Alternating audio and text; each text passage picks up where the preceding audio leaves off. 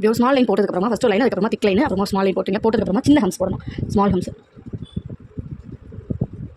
நம்ம என்ன டிசைன் போட்டாலும் பார்டர் டிசைனுக்கு ஃபஸ்ட்டு இந்த 3 ஆப்ஷன் கண்டிப்பாக இருக்கணும். லைட் லைனு ஃபஸ்ட்டு, அதுக்கப்புறமா திக் லைன், அப்புறமா ஒரு தின் லைன், இந்த மாதிரி 3 இருக்கணும். தின் லைன்கிறது சின்ன லைன் சொல்கிறது. அப்புறமா ஹம்ஸை ஃபுல்லாக போட்டு முடிச்சுங்க. ஃபஸ்ட்டு போட தான் ப்ராக்டிஸ் வரும். நானும் இப்போ தான் பழகிட்டே இருக்கிறேன். கொஞ்சம் இதாக இருக்கும். நீங்கள் கரெக்டாக போடுங்க ஹம்ஸ் எல்லாமே. ஹம்ஸ் போட்டிங்களா? போட்டதுக்கப்புறமா இப்போ வந்து நம்ம இப்போ ஒரு சின்ன மேலே வந்து ஒரு பெரிய ஹம்ஸ் போடுறோம். இந்த மாதிரி இப்படி போட்டு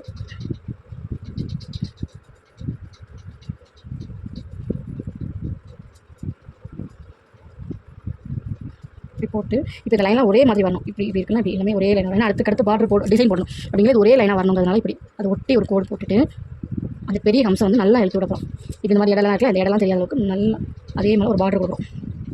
பெரிய ஹம்ஸ் மேலே ஒரு பார்டர் கொடுத்தா அது நல்லா தெளிவாகவும் அக்யூராகவும் நல்லா அழகாக தெரியும். கொஞ்சம் பார்க்க விசிபிளாக இருக்கும். அப்படியே விட்டால் அசிங்கமாக இருக்கும், விசிபிளாக இருக்கும். போட்டு முடிச்சதுக்கப்புறமா இது வந்து எம்டியாக இருக்குங்கிறதுனால உள்ள ஒரு சின்ன டாட், பெரிய ஹம்ஸுக்கும் சின்ன ஹம்ஸுக்கும் நடுவில் ஒரு டாட் போட்டிங்கன்னா முடிஞ்சு.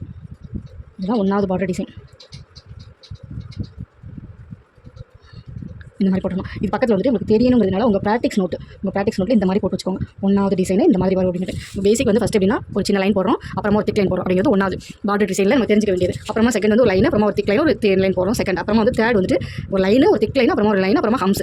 இப்போ நீங்கள் ஒரு வருஷம் கழிச்சு நோட் எடுத்து பார்த்தாலும் உங்களுக்கு தெரிஞ்சுக்கணுங்கிறதுக்காக. அப்புறமா ஃபோர்த் வந்து இந்த டிசைனே கம்ப்ளீட் ஆகுது. லைன், திக் லைன், லைட் லைன், அப்புறமா ஹம்ஸ், பெரிய ஹம்ஸ். இது வந்து எல்லாருக்குமே இந்த மாதிரி வரும். சின்ன ஹம்ஸ் வரைக்கும் எல்லாத்துக்குமே ஒரு 3வது வரைக்கும் எல்லாத்துக்குமே வரும். 3வது லைன் வரைக்கும். 4வது வந்து நம்ம டிசைன் வந்து உருவாக்குறோம். பெரிய ஹம்ஸ் போடுறோம், ஹார்ட் போடுறோம். வர மாடலில் பாருங்கள். அதே மாதிரி நீங்களும் ஃபாலோ பண்ணுங்கள். டெய்லி போட்டு படிங்க. அப்போ தான் உங்களுக்கு ஈஸியாக இருக்கும், சீக்கிரம் படிக்க முடியும். இப்போ வந்து நான் அடுத்த டிசைனுக்கு செகண்ட் டிசைனுக்கு வந்தாச்சு. பார்டர் போட்ட சின்ன லைன் போட்ட, திக் லைன் போட்ட, பார்டர் போட்டாச்சு. இப்போ வந்து இதில் ஹார்ட், அதாவது இப்படி நம்ம இப்படி போடுவோம்ல, இதுதான் செகண்ட் ஒன்று. அதை வந்து இப்படி கவுத்தி போடுறோம், இப்படி போடுறோம். உங்களுக்கு புரியணுன்றதுனால அந்த மாதிரி போட்டுருக்கேன். லைட்டாக ஒரு வளைவு ஒழிஞ்சு ஹார்ட் மாதிரி இதே போல் ஃபுல்லாக போட்டுவிட்டேங்க. போட்டுவிட்டிங்கன்னா இந்த லைன் முடிஞ்சிச்சு. கீழே என்ன பண்ணுறீங்கன்னா இது ஒரே மாதிரி தெரியணுன்றதுனால ஒரு சின்ன லைன் மாதிரி ஒட்டுனாலும் எழுத்துணும். அதாவது அதை டச் பண்ணாப்பில் எழுத்து விட்டுருங்க. நம்ம போடுறது பாருங்கள், அதை டச் பண்ணாப்பில் எழுத்து விட்டுட்டு அதை சுற்றி மறுபடியும் ஒரு சின்ன ஹார்ட் மாதிரி அதை கொடுத்து ஒரு ஃபுல்லாக இருக்கிறீங்க. இப்படி கொடுத்து ஃபுல்லாக ஆகிட்டிங்கன்னா அது தெரிஞ்சு. அதுக்கப்புறமா இந்த நடுசில் சென்டரில் இதில் வந்து ஒட்டனால சின்ன ஹம்ஸை சேர்த்து புள்ளி வச்சோம். இது வந்து நடுசில் புள்ளி வச்சிட்டிங்கன்னா இது ஒரு டிசைன், பார்டர் டிசைன். டெய்லி போட தான் அந்த நடுக்க இருக்காது, கையில் ஸ்பீடாகவும் கூட உங்களுக்கு வரும். கீழே ஒரு லைன் போட்டிங்கன்னா அடுத்த ஒரு மாடலில் போடுறதுக்கு அடுத்த ஒரு டிசைன் இது கீழே வரும். அப்படிங்கிறதுனால இது கீழே ஒரு லைன் போட்டுவிட்டு முடிஞ்சு.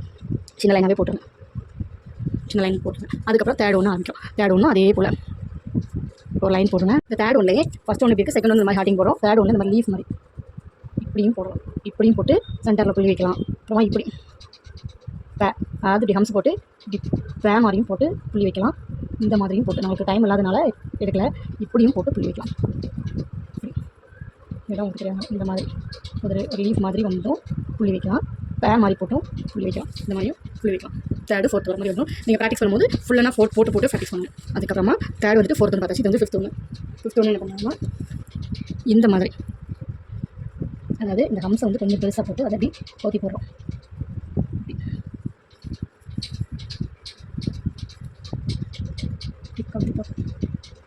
இந்த பெரிய ஹம்ஸாக போட்டு ஊற்றி போடுறோம்.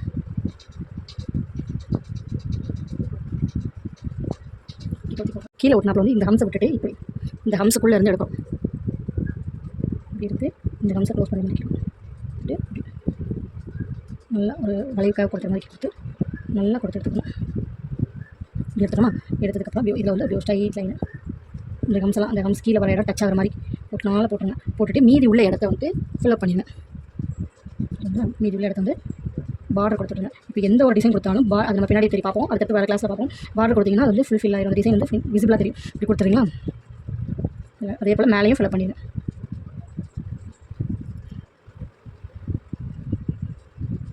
நான் வந்து கொஞ்சம் தள்ளி போட்டு நீங்கள் வந்து கொஞ்சம் ஒட்டி போட்டுக்கோங்க. அப்படிங்க இன்னுமே அழகாக தெரியும் அந்த டிசைன். கீழே வந்து ஒரு லைன் போட்டிங்கன்னா அந்த டிசைன் முடிஞ்சிச்சு. கீழே ஒரு லைன் போட்டிங்கன்னா டிசைன் முடிஞ்சிச்சு. அதாவது எப்படின்னா இப்படி போடுங்க. கொஞ்சம் சின்னதாகவே போட்டுக்கோங்க ஹம்ஸ். ரொம்ப சின்னதாக இல்லாமல் கொஞ்சம் ரொம்ப பெருசாக இல்லாமல் ரொம்ப இந்த டிசைனுக்குள்ளே இருந்து போடுறோம்.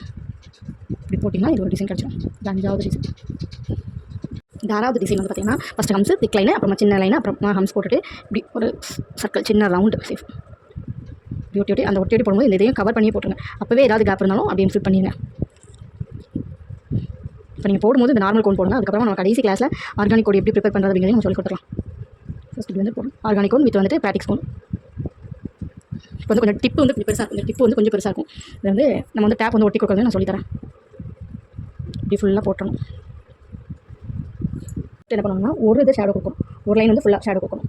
நான் வீடியோ பார்க்க முடிச்சுக்க மாதிரி ஒரு இது ஃபுல்லாக ஷேடோ கொடுக்கும். இதான் வந்து 6வது டிசைன். ஒரு சின்னது ஒரு ஹோல்ஸ் ரவுண்டு அப்புறம் ரவுண்டு போட்டு மாற்றி இப்போ வந்து 6 டிசைன் படிச்சிருக்கோம். பார்டர் டிசைனில் நிறைய டிசைன் இருக்குது. இப்போ 6 மட்டும் நம்ம இந்த வீடியோ படிச்சிருக்கோம். எல்லா வீடியோ ஒரே வீடியோ பார்க்க முடியாதனால இந்த தான் பேசிக் வந்து இதுதான். பார்டர் டிசைனோட பேசிக் வந்து 4 ஸ்டெப் தான். 4 ஸ்டெப் வச்சு தான் நம்ம வந்துட்டு நிறைய ஸ்டெப் உருவாக்க போகிறோம். அதனால இதை திருப்பி போட்டு பாருங்க. அப்போ தான் வந்து இந்த மாதிரி நடுக்கம் இல்லாமல் போட முடியும். டக்கு டக்குன்னு வரவும் செய்யும். ஸ்பீடு கொடுக்கும். அப்புறமா வந்து கோடு இருக்கும். இந்த மாதிரி கோடு நம்ம போடும்போது வந்து கை வந்து இந்த மாதிரி இடம் வராமல் இப்படி வரும். எந்த இதுவுமே விடாமல் இப்போ நான் 2 போட்டதுக்கப்புறம் தான் 3வது வந்துருக்கு. அது மாதிரி வரும். தொடர்ந்து ப்ராக்டிஸ் பண்ணுங்கள். எல்லாமே டக்குன்னு கற்றுக்கலாம். அடுத்த வீடியோவில் அடுத்த ஒரு பார்டர் டிசைனோட பார்க்கலாம்.